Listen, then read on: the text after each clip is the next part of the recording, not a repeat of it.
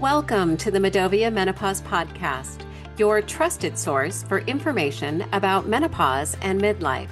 Join us each episode as we have great conversations with great people. Tune in and enjoy the show. Hey, welcome everyone to the show today. It's just me. April's on vacation, so I'm really excited to introduce my friends, Stacey and Melissa from HotPause Health. Melissa, want to tell us a little bit about yourself and how you and Stacey came together to join in this endeavor? Yeah, and thank you so much for having us. We're so grateful.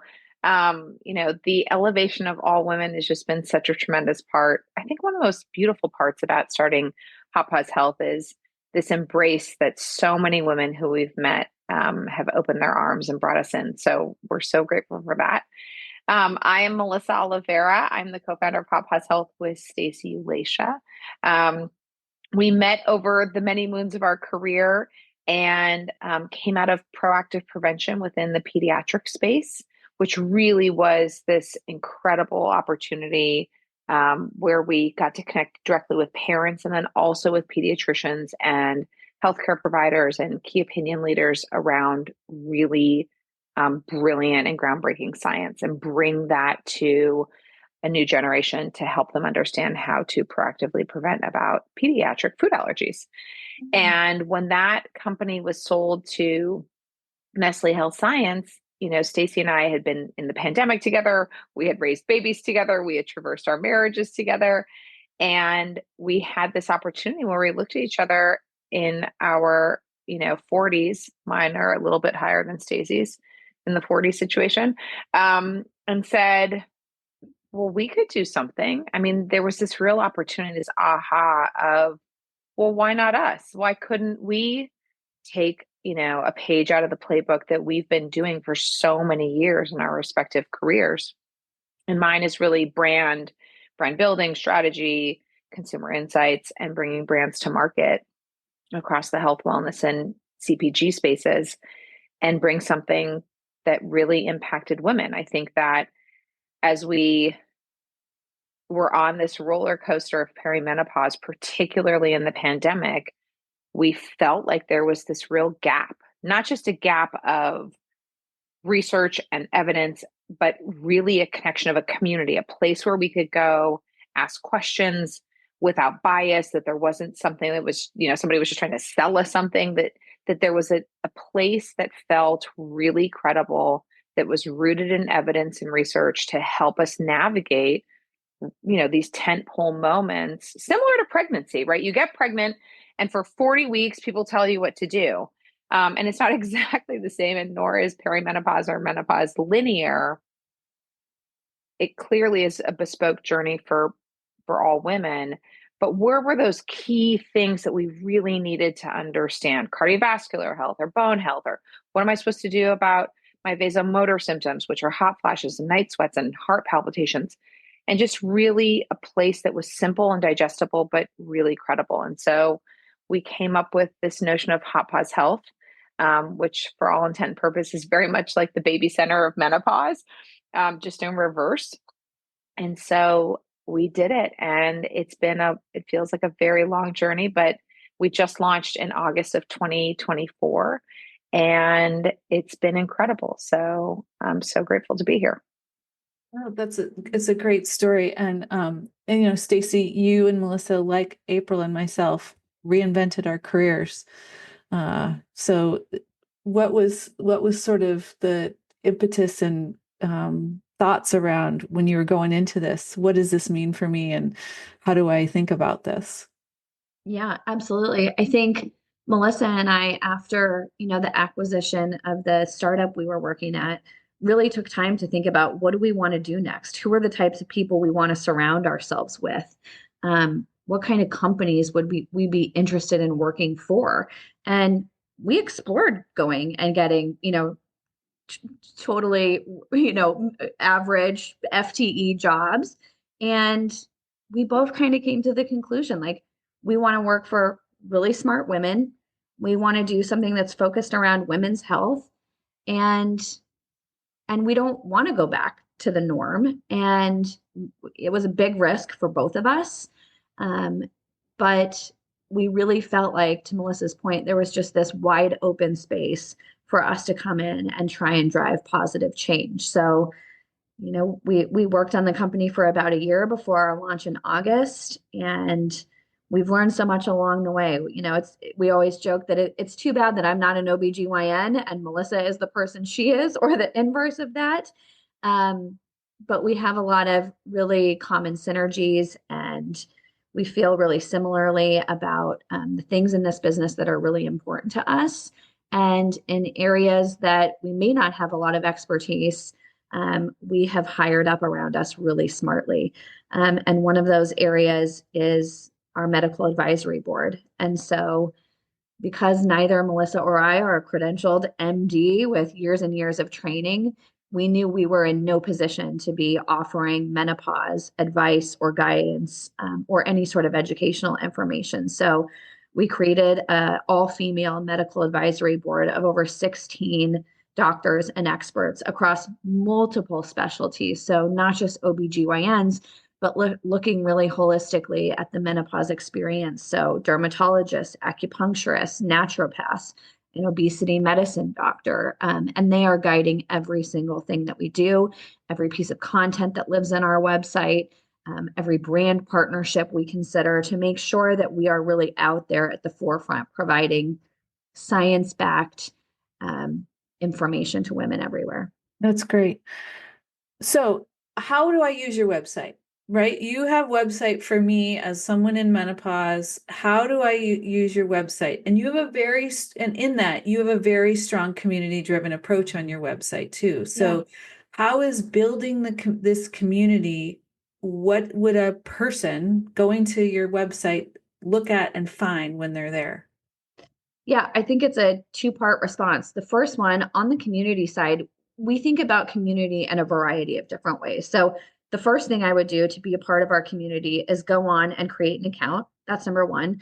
Number two is sign up for our newsletter. We send out a weekly newsletter, and it's full of content, education, resources, video content from our medical advisory board, recipes, what's going on in the news. That is, the second thing I would do. Then from a community standpoint, there is a community section on our website that is a Reddit-like forum where women can come and interact. But we also have a private Facebook community where we found that women maybe feel a little bit more comfortable coming and participating there. So in terms of creating community, those are the first things I would do. And then in terms of using the website, there are a variety of things you can do. After you join the community, you can go on and learn about your symptoms. You can go on and learn about all the different treatment options that are out there, hormonal, non-hormonal, more holistic approaches. You can find a doctor. And we have heard from our community how hard this is for women, that they are struggling to find a doctor who can help them, that they have been gaslit, that they have been ignored, that they have gone to multiple doctors to get help. And so we built the nation's largest provider portal where we have ingested all of the menopause certified OBGYNs, plus doctors across other specialties that you might need to see in your menopause journey. So if your hair is falling out or you have acne, we have dermatologists that are in there. If your mental health is suffering because of your menopause journey, we have credentialed mental health experts in there. So you can go in, put in your zip code, and then sort by the type of doctor you're looking for and get connected to a doctor. If you live in a healthcare desert where there aren't any menopause certified OBGYNs near you, we have a telemedicine option, and we are agnostic. We have put in the Middies of the world, the Genevs of the world, the Alloys of the world, so that you can get connected to a telehealth doctor who specializes in menopause. We are also crowdsourcing on our website. So if you have a doctor that you love who has been amazing, please go to our doctor portal and submit them through. We review them with our medical advisory board and then push them back out into the community to make sure we keep growing that so more and more women can reach doctors that will be helpful to them. There is a product section of the website where we have vetted appropriate menopause and perimenopause products for women. We are also crowdsourcing from our community on that section of the website as well. So if you have a product that has changed your life that you want to share, you can do that. So there's a lot of things that you can do on our website, but first and foremost, to your point, I think it's important to join our community. Yeah, so, and that's great. And so, Melissa, talking about community, many women in menopause find this time confusing and isolating. How do you approach the community with education and information? Stacey talked a little bit about the Facebook page and the website, but how do you help women feel empowered with the resources that you have available? Yeah, great. That's a great question. I think one of the most interesting pieces of feedback that we get from community and emails that we get or outreach that we get or DMs or what have you is this notion of thank you. There's a real gratitude of, I thought I was crazy, or I would have thought that something was really wrong with me until I realized that fill in the blank symptom, right? Ringing in my ears, or this hair loss that I thought I had some sort of endocrine disorder, Yeah. or, so many women have come back and said, thank you for just letting me know that I'm not insane. And Mhm. I think that so many women feel this sense of like, I'm losing my mind, right? I mean, my symptoms were rage. I mean, wild rage. Like I could burn a house down with my eyeballs rage. And then I would be fine and be like, oh, and then I'd have to apologize to all my children and my husband and be like, super sorry, mommy had that moment. I mean, out of my body, like levitating out of my body. Um, Night sweats are debilitating, but it was really the insomnia that I thought, okay, because sleep used to be my superpower. Like my head hit the pillow and 32 seconds later, I was out. And when sleep was taken away, that's when I thought, I think I might die. Like I cannot live like this. And so I think, part of we use the word empowerment a lot, but I think the more that I sit with it, it's about giving control to women about decision making, Yeah. about their bodies, Yeah. about how they want to live. And so empowerment, can be thrown around. And I also feel like it might be used too much, but it's really like, what can I control? I would like this back in my control. Yeah. I would like to be the CEO of my own body. I think Dr. Mary Claire Haver coined that one. And I totally agree with her, which is you're in charge.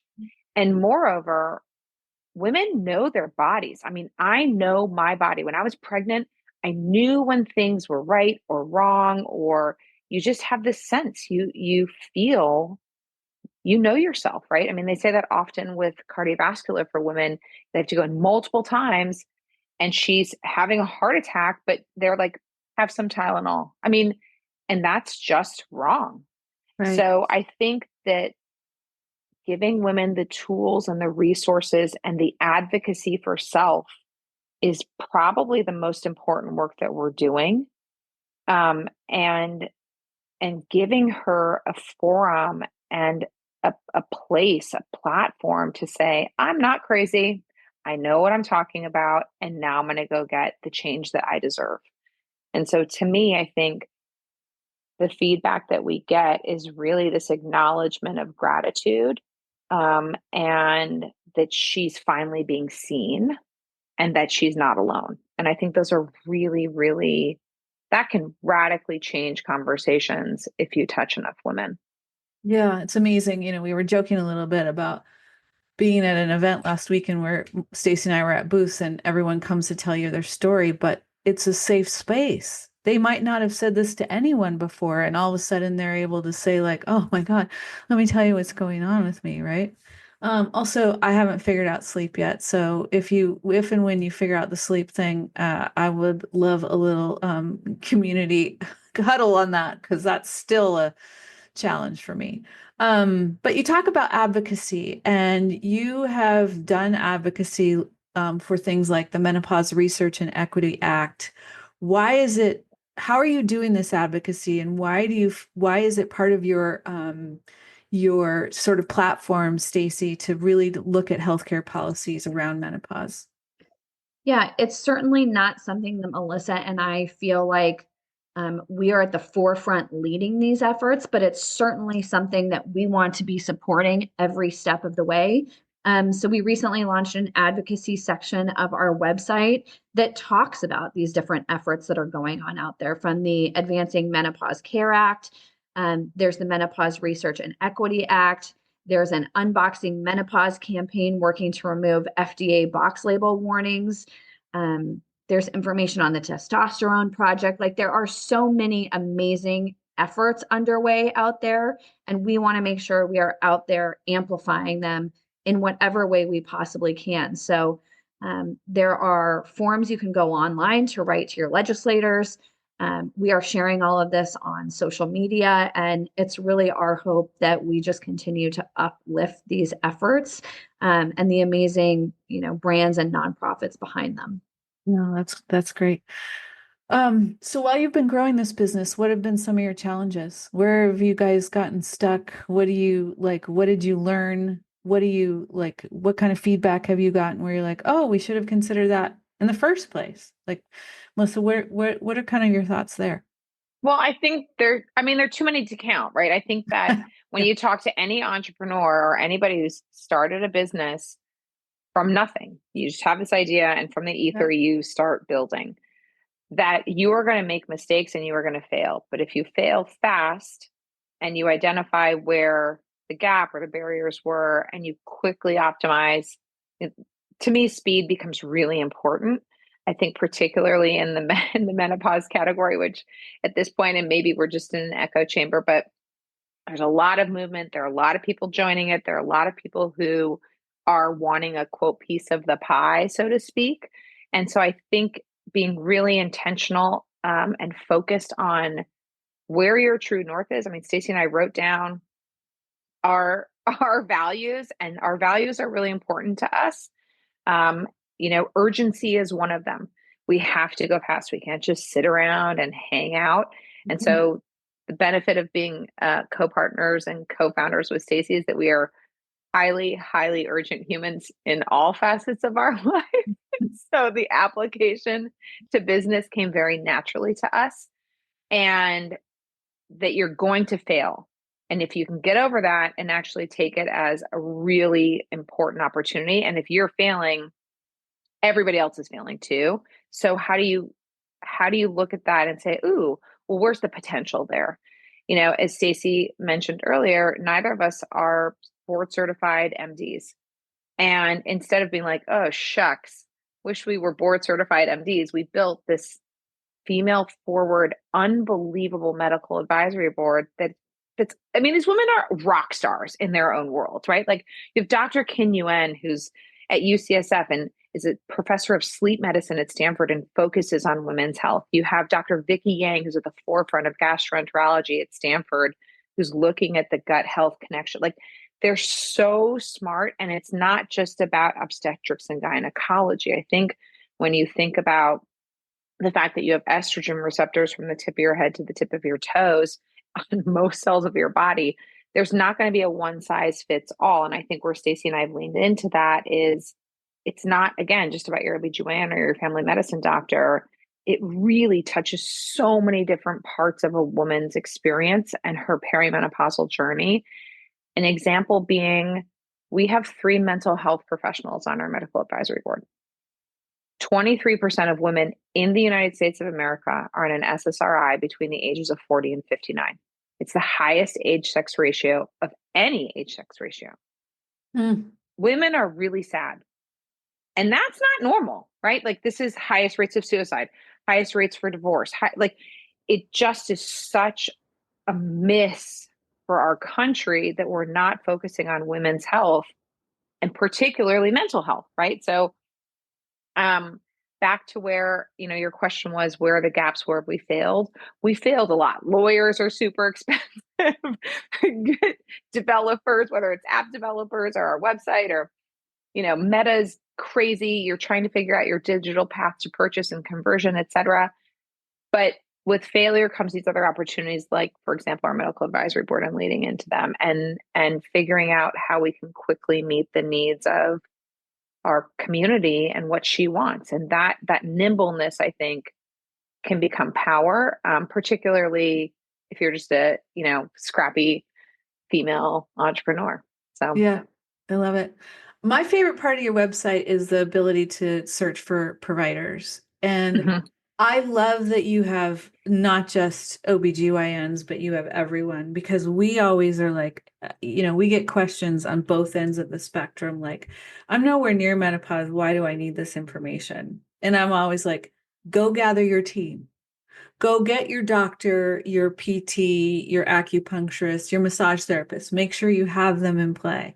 And then on the other side, people are like, I've already done this. I don't need to do this anymore. And I'm like, yes, you do, because your bones are impacted, your cardiac health is impacted. So go find those resources. So I love that part of your website. And also I sort of fangirl your advisory board, because they are pretty awesome. Stacey, given that, talk about some of the feedback you've heard, success from the community that stands out to you where, you guys, this entrepreneur thing's got its ups and downs. April and I have like days where like, oh my God, this is the best thing that could ever happen. And then we have days where like, what are we going to do next? But success stories are why you guys are in this, right? You want to empower women. So what have you seen? What kind of feedback have you gotten? Yeah, I mean, to your point, there have been so many successes and so many bummer situations, right?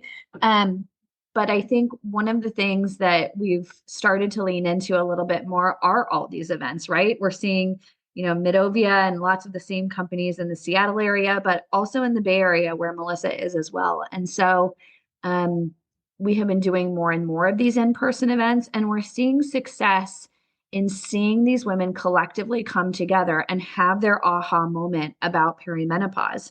I'm in my early 40s and, brought my community to an event in the Bellevue area. And so many of them did not know this freight train that was coming for them, right? Mhm. And so getting them this education in the upfront, maybe before they're even starting to experience symptoms, to have this education to say, gosh, when this starts happening, I know what to do. So they don't hold on for 5 years and suffer Yeah, and, wait till they're 50, 55. Right out the gate, they're going to know what to do. And I think that's been, a success for Melissa and I to know that we're out there, making improvements to women's health education that way. But it's also a win for women everywhere who are starting to get educated that way. Um, we don't want women to make it to the other side of menopause and then say, gosh, that was awful. I don't know why that happened. I'm going to retrospectively go look at what I could have, would have, should have done. yeah. We want to get them in the upfront so that they're prepared and ahead of that. So I think that's been something that has made Melissa and I feel amazing and like we are really out there helping women. That's great. I love it. Where are you guys going? What's happened in the next 5 years? Like, what's your plan? What's your plans for this amazing, unique resource for women? What's your vision? Melissa, you guys think about that? Or are you right here now in this moment? I think it's both. I think, again, as entrepreneurs, you have to have this duality, right? You have to be able to manifest and see your 5 years out or your 10 years out and say, we want to be the baby center of menopause. Period. End of sentence. I think at its height, Baby Center had 87% of expectant mothers come through its doors, digital doors. That's important. That's amazing. So if we Yeah. can become that, yes, that is what we set out to build. At the same time, if you are not in the present, I think as founders and builders, and you're constantly asking your consumers and your audience, what do you want? Where are you seeing barriers? How are we providing value? What's that value exchange look like? What are we doing poorly? What are we doing really, really well that you want to see more of? And I think in that infancy moment, you have to constantly have this conversation and dialogue with reciprocity of back and forth to understand how you can improve and provide that value and what is she looking for. I think what's interesting about the menopause space currently is it's truly in its infancy across the board, right? Mhm. In research, in access to care, in the treatments that we're seeing. Some of them have incredible data behind them. And, for example, more menopause hormone therapy has been around for a long, long time. And yet there's a continued decrease in the number of women who are getting hormone replacement therapy or menopause hormone therapy now. And we believe that should change. So how do you begin to change that narrative and give women access to that treatment when they've had the worst PR job since 2002, when the Women's Health Initiative really had a botched situation around poorly read and incorrectly read data? So I think that, who do we want to be? Yes, we have a vision, a 5-10 year vision of where we want to go, but every single day is a learning moment. And every single day we are constantly optimizing, tweaking, evaluating so that we can be the best platform and forum and community that she wants. And it's always changing. The conversation keeps moving. It's so elastic. It's so fascinating. And I think only with time will we have a more robust ability to provide her with more research and more treatments. For example, diagnostics, right? So many women come in and are like, I had my hormones tested. And because that's your immediate response to what you think. It's a similar, like, I took a pregnancy test. Right. I'm pregnant. That's what she wants to think. I took my cholesterol. This is my cholesterol. Until we have those biomarkers identified or some sort of way to assess where a woman is in her stage, I think that there will just be continued confusion, but that will happen. So I think that's my answer. No, Near term and short term, constantly. That's a great answer. So what piece of advice would you give to a woman, Stacey, who's just starting her menopause journey? Get educated. There is so much to learn. And to Melissa's point, some of the symptoms you might be experiencing, you might not be attributing it to perimenopause and menopause. So doing the research, doing the hard work to figure out, gosh, what am I experiencing? How does it ladder back to perimenopause and menopause? And how can I build a care team around this to ensure I get the treatment I need that is customized to me and my health journey? If you don't get that from your provider, keep looking, find someone else, go interview other doctors. You are not crazy. This is probably happening. And there hopefully is an ideal treatment plan and solution to help you feel better. So do your education and don't give up if you don't find a doctor on the first, second, or even third try. Yeah. And you don't have to suffer.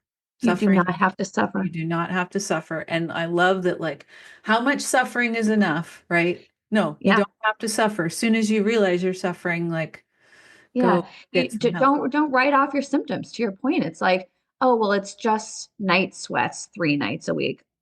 Okay, so 3 nights a week, you're not sleeping, right? Yeah. That impacts your overall health. Don't write these things off as onesie, twosie little things that aren't a big deal. It is a really big deal, and they will continue to pile up and be an even bigger deal. So, acknowledge your symptoms and find someone who will help you. Where can people find you guys? You can find us at hotpausehealth.com. HotPause Health is all of our social media handles. Please join our newsletter. Melissa and I write that every single week. We try and infuse some humor into everything we do. So hopefully it gives you a little piece of not only education, but maybe a little laugh as well. You can find us on almost any platform and send us feedback, send us things that you're looking for, maybe content that we have not yet written, or questions that you might have that we could get our medical advisory board to answer for you. So I think I'd be remiss, Melissa, like HotPause Health. How did you guys come up with that name? Well, great question. I come from a branding, naming. I've named so many companies over my tenure. And when you have to name your own, it's like naming a child, right? It's going to be your baby, so you better love it. I think that we wanted to have, as Stacey just alluded to, humor is a very big component. It's actually one of our values. because we always choose laughter and levity over, sadness in this state, because you could get really sad and really dark really quickly. And Yeah. so we wanted to lean into this kind of quippy, fun, humorous nod, but then also have it be rooted in something that was very immediate and understood. So the hotness and the pause, right? Was really important. And then really grounding it in health. I Yeah. think that Stacey and I very much both come from, appreciate, and prioritize science and evidence and data. And so this notion of health, good health, was really important to us as well. So that combination of taking a hot pause and then health was how we got there. So I love it. it was really fun. Yeah, I know. It took us a very long time to come up with a name, so I totally appreciate that. Okay, so the final question, and I actually didn't prep you for this, so I'm sorry, but the final question that we ask all of our guests is, what is the best piece of advice you've ever received? I have mine. Melissa, you want to go first? Yeah. Mine, and I tell it to all my children, I have 4 sons, is pressure is a privilege. And Billie Jean King said it. And I find, people pause when they hear that and what it means in my purview, because I heard her say it in an event years ago. And it really clicked with me that this notion of pressure, I'm a firstborn female, I'm a high achiever, I'm totally neurotic, type A. But what a gift for me to have that. What a gift that I get to think about achievement and pressure and performance, right? Billie Jean King at the foreground, and she was the unbelievable breaker of so many things in women's sports. And her point was, what a privilege for me to have that pressure. I'm not thinking about food. I'm not thinking about shelter. I'm not thinking about my safety. I get to do all these other things. And I think that's such a gift and a perspective to always have that, such a privilege that we get to work this hard. I love that. Melissa's is so good. Like, I think we just have to end on that because mine's never going to be as good as that. That was so nice, Melissa. You want that one too? You can have that one too. Yeah, ditto what Melissa said. Okay. Well, you'll have to come back on, Stacey, because I didn't prepare you for that. So I know. I need to think of something like really thoughtful. We'll give you the out on that. Thank you both very much. We've talked about doing this for a really long time. I appreciate your friendship, your kindness, your holding each other up, supporting each other. I just really, I feel so blessed. So thank you. Oh, and for our listeners out there, go find joy in the journey, and we'll see you next time. Thanks, you guys. Thank you. Thank you for listening to the Medovia Menopause Podcast. If you enjoyed today's show, please give it a thumbs up, subscribe for future episodes, leave a review, and share this episode with a friend. Medovia is out to change the narrative. Learn more at medovia.com. That's MIDOVIA.com.